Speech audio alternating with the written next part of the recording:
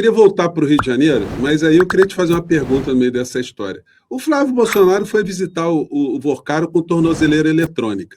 Se a gente fosse fazer aqui uma múltipla escolha, você cravaria qual opção? Ele foi extorquir o Daniel Vorcaro, ele foi pedir um cala-boca para o Daniel Vorcaro, ele foi ameaçar o Daniel Vorcaro, ou ele estava preocupado com direitos humanos do Daniel Vorcaro, foi ver se ele estava passando bem?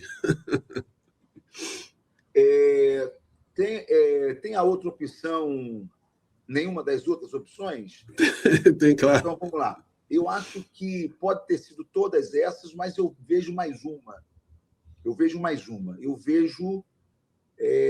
o medo de quem tem medo de ser delatado. Tá?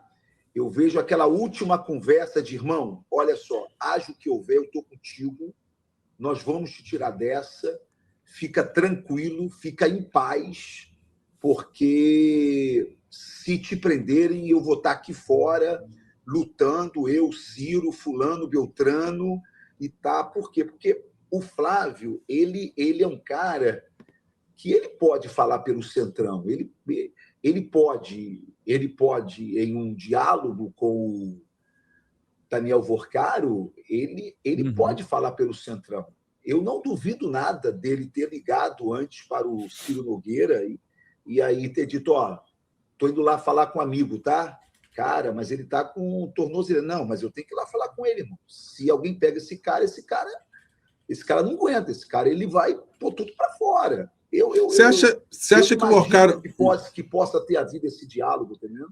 Você acha que o Vorcaro tem medo, ou pode ter medo do Flávio Bolsonaro diante do histórico dele? Ou não? Estão ali entre gangsters? Não.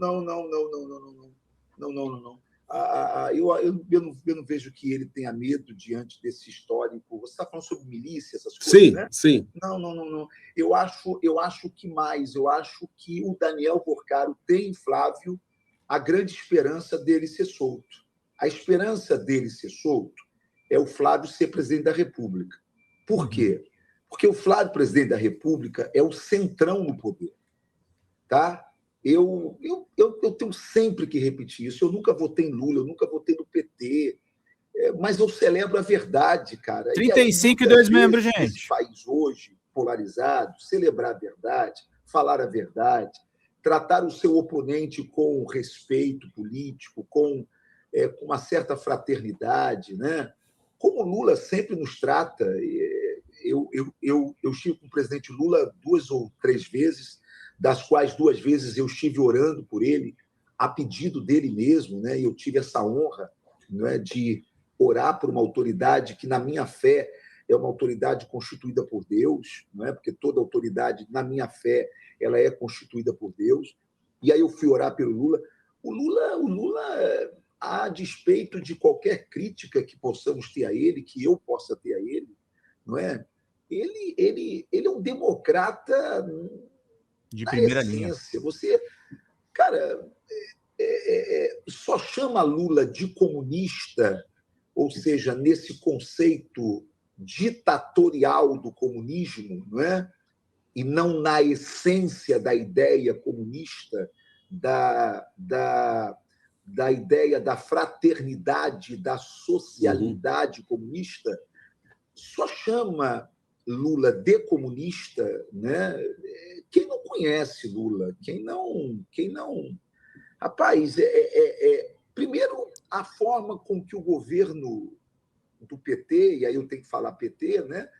Só uma pausa, Tony. Você conheceu o Lula pessoalmente quando? Aí você volta ao PT.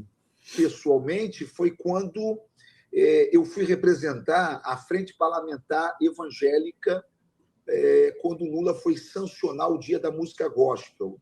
Agora, então? Isso foi agora? Tem um ano atrás. Ele não conhecia Lula. Eu apanhei igual o Vara Verde, meu Deus do céu. Mas aí alguém tinha que ir lá representar, porque ficaria ridículo isso, se ninguém ir. E eu era o vice-presidente, aí eu fui. E aí um coral de pessoas recuperadas das drogas foi cantar para o presidente Lula, né? E aí, quando o coral acabou de cantar, eu peguei o microfone, no impulso, assim, né? Eu sei que tem muita gente que está te acompanhando agora e que conhece o que eu vou falar, tá certo?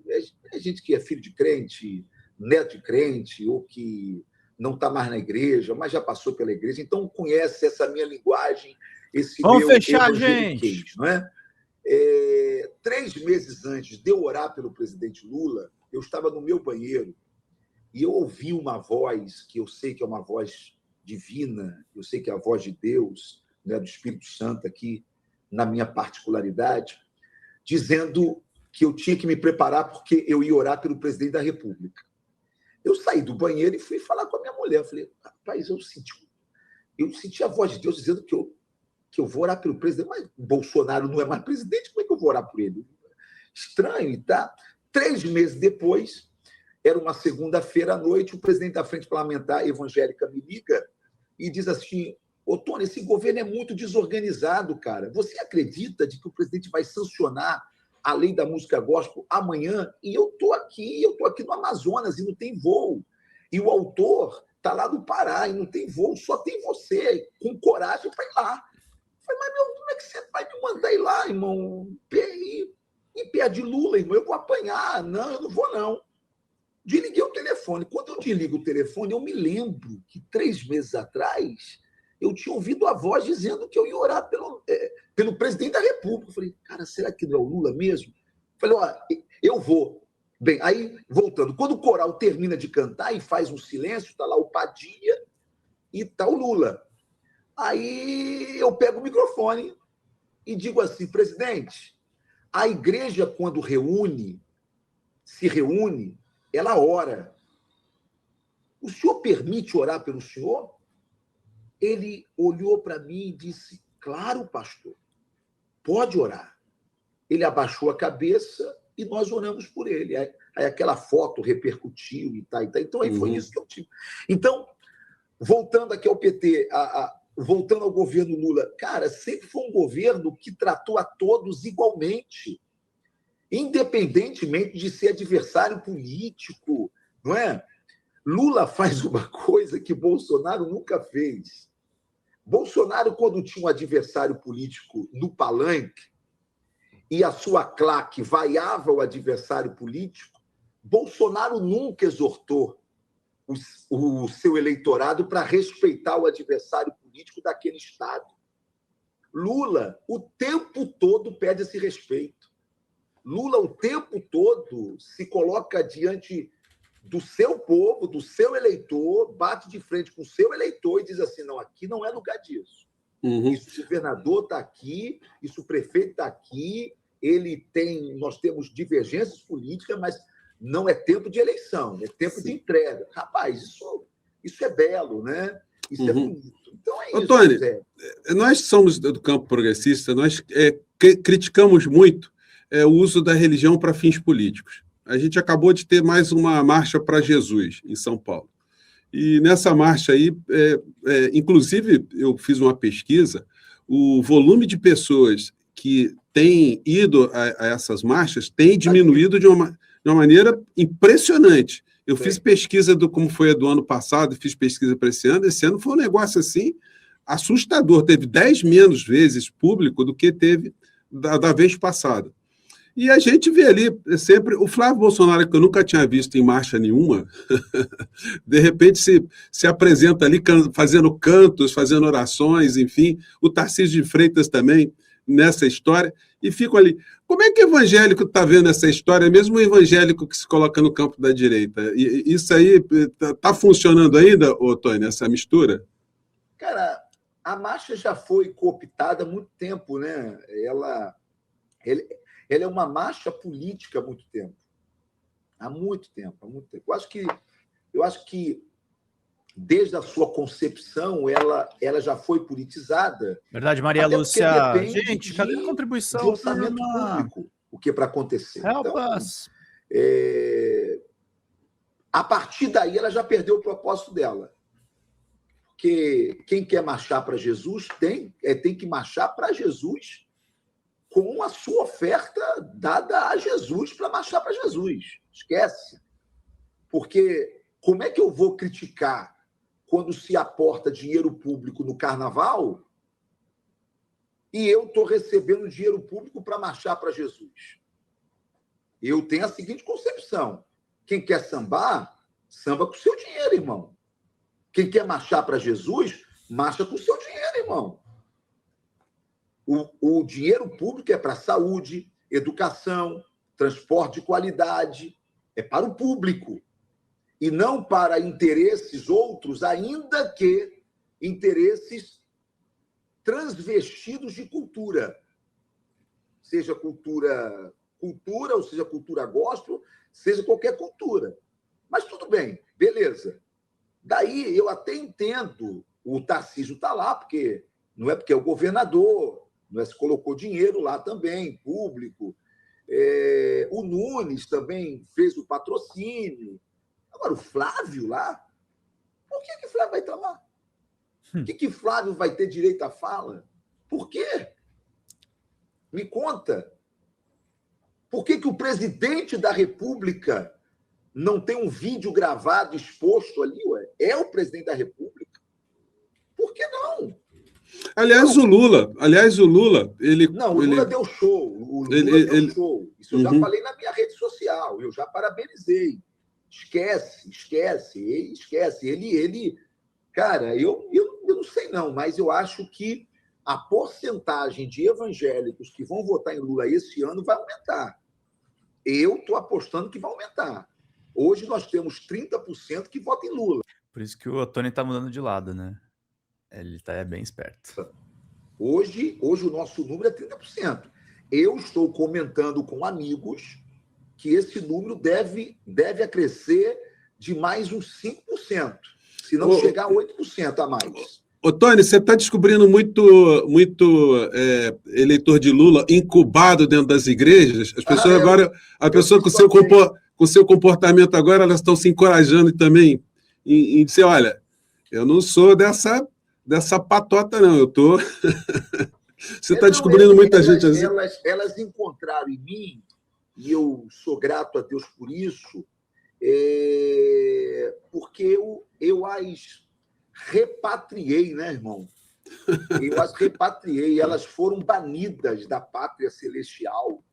Elas foram expulsas, porque chegou um ponto de tamanha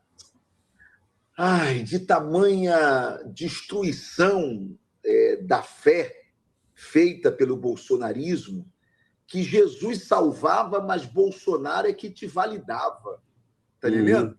Não bastava Jesus te salvar. Aí o cara perguntava assim, você já aceitou Jesus? Não é? Isso aí que é o nosso linguajar.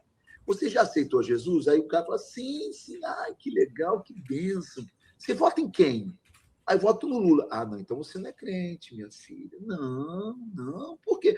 Porque crente não vota em comunista. Não pode. Então, era Bolsonaro, era o voto em Bolsonaro que me validava. Então, hoje eu tenho dois públicos que me seguem, tá? O eleitor de Lula, que é essa massa de 30% ali que vota em Lula, não é? Porque eu os repatriei e disse, não, peraí, você é tão crente quanto quem não vota em Lula, pelo amor de Deus, ou tanto quanto quem vota em Bolsonaro, ou na família Bolsonaro. Dois, é o cara que é evangélico, não vota em Lula, mas eu disse para eles o seguinte, olha, a igreja não é de direita, a igreja não é de esquerda. A igreja não é de Lula, a igreja não é de Bolsonaro, a igreja é de Cristo. Então, esse cara já não aguentava mais a polarização, entendeu? Então, mas eu acredito, sabe, José, que nós estamos chegando já na hora dessa libertação da igreja. Eu acho que é mais essa eleição agora, e até porque o Flávio, ele comete um erro de achar que todo crente é otário, né? Por quê? Porque como nós fomos chamados por Cristo de ovelhas, e a ovelha é um animal meio lerdo, né? Fácil de se enganar, tá? Eu acho que ele acha que nós somos literalmente ovelhas, porque na verdade, ou gado, né? Porque, na verdade, o cara... Eu andei com o Flávio. Sabe a última vez que Flávio frequentou a igreja aqui no Rio de Janeiro? Foi comigo. Eu andando com ele na eleição de 2018. De lá para cá, depois que ele ganhou, Flávio não foi visto cultuando a Deus em nenhuma igreja mais. Nós só vimos ele em local público fumando vapor.